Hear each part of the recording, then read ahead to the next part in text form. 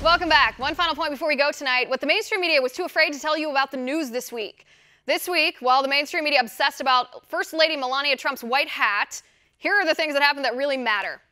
11 migrants from the South American migrant caravan that crossed Mexico to the United States border, 11 of them have already been arrested for violating U.S. law. That's right, these migrants hopped our fence and entered the United States illegally. U.S. Customs and Border Patrol then arrested them. So much for the liberal narrative that these migrants were all law-abiding people just looking for a way out of a bad life. Almost 10% of the ones who have entered our country from this caravan already broke our law and were arrested. But did the mainstream media tell you about that? Oh no, the media wouldn't touch this. Speaking of illegal immigrants, a bill in the California State Senate would allow illegal immigrants to serve in the California state government. Theoretically then, these migrants from the caravan who hopped our border fence, if they hadn't been caught, they could have legally served in our government here in California under this new law, allowing illegal aliens who broke our law to make law that we, the citizens, would be forced to follow. But did the mainstream media report on this horrible law as the threat to self-government that it is? Oh no, they didn't.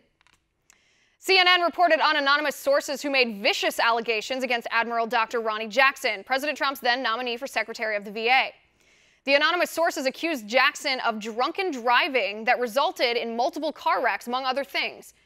But the White House countered the anonymous claims from CNN, saying they have records from the past 5 years of Ronnie Jackson being involved in 3 vehicle incidents, none of which involved alcohol and none of which he was found to be at fault. The Secret Service confirmed the same thing, that the allegation that Jackson drunkenly banged on President Obama's door during an overseas trip was false, as the Secret Service would certainly have had record of that, and they don't.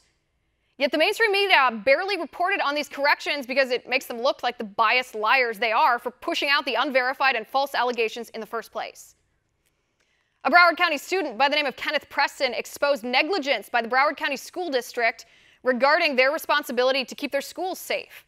Preston found the school district had $100 million allotted to spend on school safety provisions, but only spent $5 million of that total amount, neglecting to spend $95 million on school security, including a specific provision regarding high-tech fire alarms that could have stopped Nicholas Cruz from successfully waging his attack. And now the school district is trying to shut Preston up.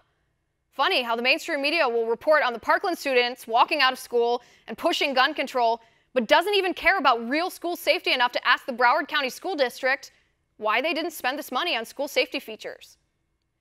Another bill in the California State Assembly would allow government to snoop on homeschooling families while the parents are teaching their children. The bill would empower the government to force parents to have teaching certifications if they want to homeschool, something not even private school teachers are required to have, and would enable the government to inspect the homes of homeschooling families, sometimes even without advance notice. And liberals in the state of California support this bill. The mainstream media doesn't care to report any of that to you, so we will. And that is my final point. You can reach me on Twitter at Liz_Wheeler. If you like the show, please send me an email at oann.com/contact. In the meantime, catch us here tomorrow at 9 p.m. Eastern. And until then, have a good night.